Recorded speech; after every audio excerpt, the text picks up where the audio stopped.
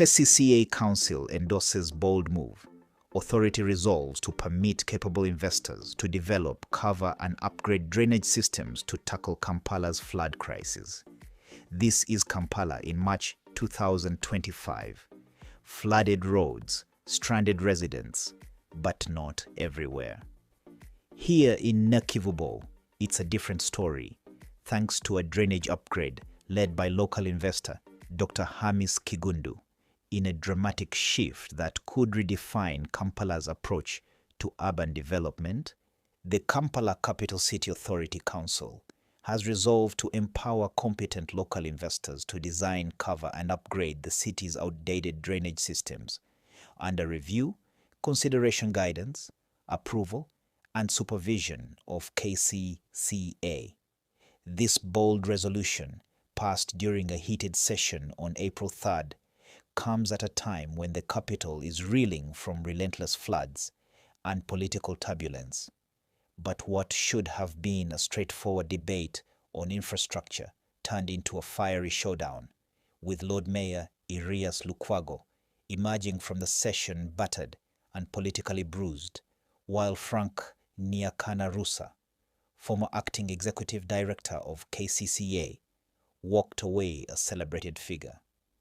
Lukwago's accusations sparked chaos and backfire. The day's drama began when Lord Mayor Lukwago accused billionaire developer Dr. Haji Hamis Kigundu of illegally altering the Jogula Channel near Nakivubo, which he claimed was the cause of widespread flooding in March. He further demanded punitive action against Frank Rusa, alleging that the former acting ED enabled the controversial works. But it didn't take long for councillors to flip the script.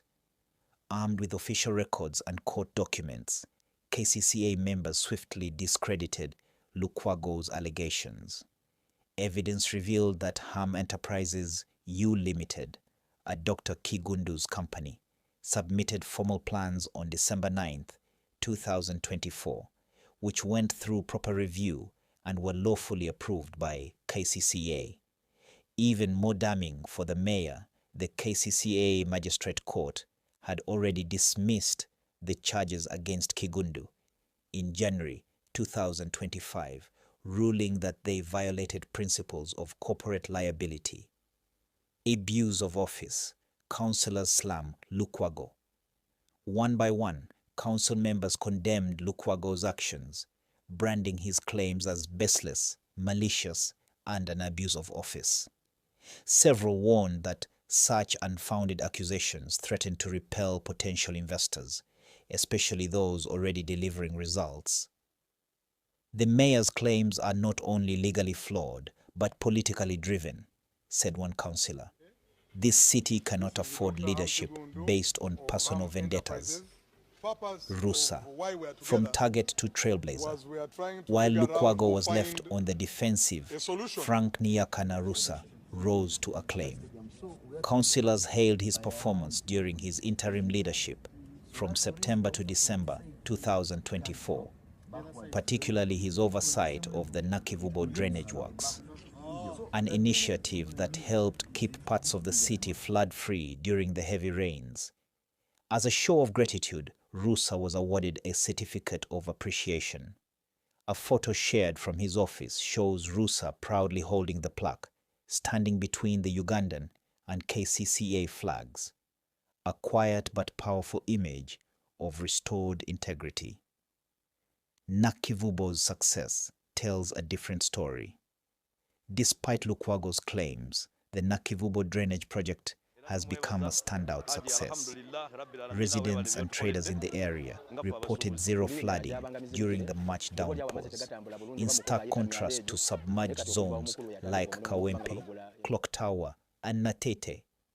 The project, initiated as part of Nakivubo Stadium's AFCON 2027 readiness, was executed under challenging conditions but delivered visible results. Locals praised the improved water flow and cleaner environment, crediting both Dr. Kigundu and KCCA for finally doing something right. A turning point, KCCA backs public-private partnerships. The biggest takeaway from the session wasn't just the political drama, but the policy pivot. Recognizing the chronic underfunding from the central government and the shrinking pool of foreign aid, the KCCA Council formally resolved to engage qualified local investors in a massive drainage overhaul. The vision: a Kampala with closed modern underground drainage systems, free from solid waste blockages and capable of handling the pressures of urbanization and climate change. Councillors cited successful models from other African cities and agreed that the future lies in strategic public-private partnerships, not finger-pointing. A new dawn for Kampala. Thursday's events may well mark the beginning of a new chapter in Kampala's urban management, with Lukwago's influence visibly shaken and leaders like Rusa gaining traction. The Council's bold resolution suggests a growing appetite for results over rhetoric, but the real test lies ahead. Can the city translate policy into action? Will investor partnerships be implemented transparently? And can political differences be set aside for the greater good? With drainages closed and solid waste dumping curbed, is a flood-free Kampala finally in sight?